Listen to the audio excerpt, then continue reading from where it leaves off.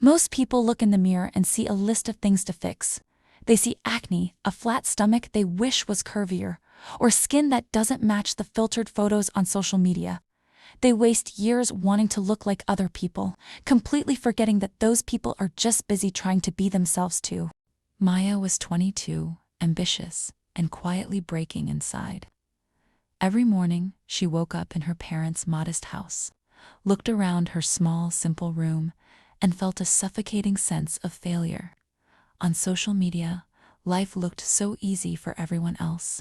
Her feed was a constant loop of flawless girls lounging on yachts in Dubai, holding designer bags and flying first class.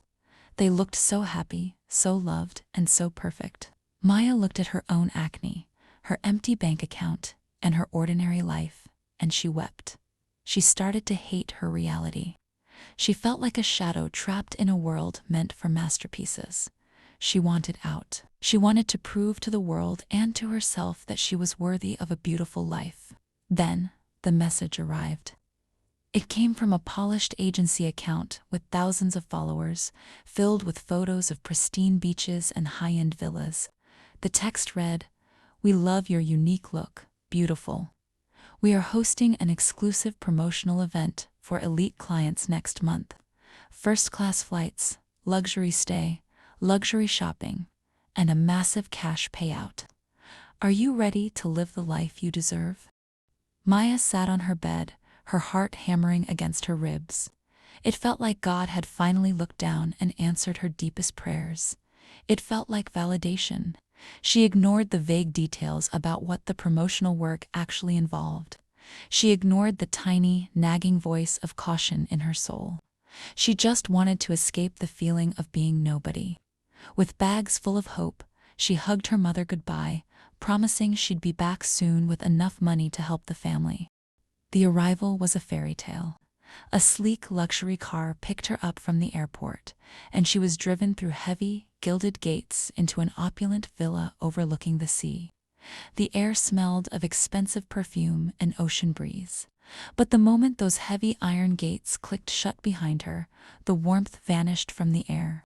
A coordinator with cold eyes approached her, smiling tightly.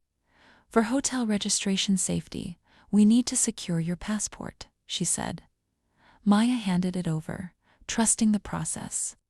But an hour later, when she asked for it back so she could call her mother, the smiles disappeared entirely. The coordinator looked at her with chilling indifference. "You don't need your passport anymore. You belong to the house now."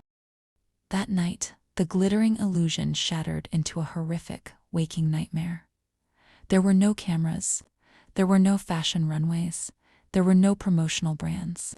Instead, the villa filled up with wealthy, predatory men who looked at Maya and the other terrified young women not as human beings, but as property they had bought and paid for. Maya realized with a sickening wave of terror that she was trapped in an organized trafficking ring, completely cut off from the world and utterly defenseless. The weeks that followed were an agonizing blur of survival. Stripped of her freedom and her dignity, Maya was subjected to extreme psychological abuse and physical exploitation. She was forced to comply with degrading, horrific acts under the constant threat of violence. Surrounded by marble floors, crystal chandeliers, and golden faucets, she had never felt more dirty, broken, or discarded.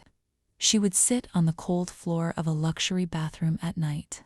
Gripping her knees, she realized that the expensive clothes and first-class tickets were just the bait used to catch desperate girls who had forgotten their own worth.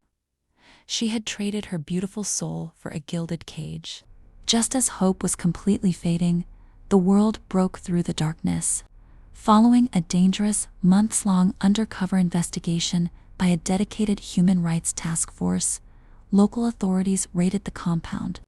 The doors were kicked open, and through the chaos, an officer wrapped a warm blanket around Maya's shivering shoulders.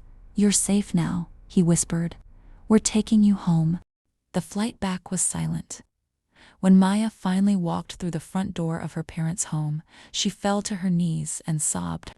Her mother ran to her, wrapping her arms around her tightly, crying tears of pure relief. That evening, Maya sat in her small, ordinary bedroom. She looked at the peeling paint on the walls, the simple bed, and the quiet night sky outside her window.